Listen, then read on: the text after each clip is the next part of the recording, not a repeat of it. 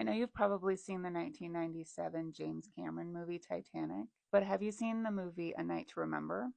Let's talk about it. First of all, I was shocked to learn how many movies were made about the Titanic sinking. In fact, there were three movies made about the disaster in 1912, the year that the Titanic sank. The first one was released only a month after the tragedy. But I digress.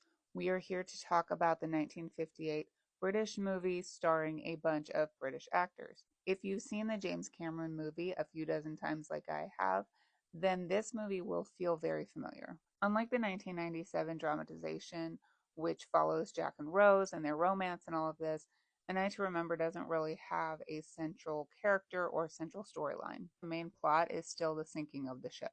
This movie was adapted from the 1955 book by Walter Lord, who interviewed 63 survivors of the Titanic.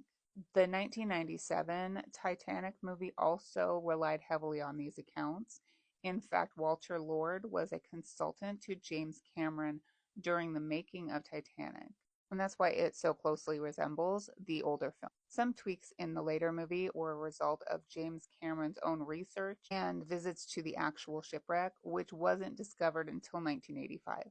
One of those changes included the breaking of the ship in two, which wasn't discovered until the shipwreck itself was discovered. A Night to Remember was filmed over the span of 5 months with a very limited budget. Some of the scenes of the ship sailing and the flooding of the engine room were taken from a 1943 Nazi propaganda film, Titanic, which was the first film to use the name of the ship as the title of the movie. That Titanic movie was filmed aboard the SS Capricorn, which was later sunk by the Royal Air Force. They weren't aware that the ship was carrying thousands of prisoners of Nazi concentration camps, and the sinking resulted in more civilian deaths than those on the Titanic. Like I said, the plot of A Night to Remember revolves around the sinking itself and not on any central character. In the first scenes, we see various passengers from steerage to first class getting ready to embark on their trip.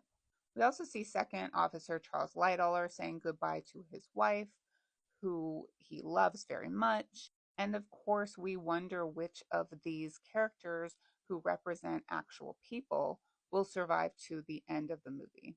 At the time of its release, A Night to Remember was not a box office hit, but it was hailed by survivors and their families as the most accurate depiction of the sinking of the Titanic.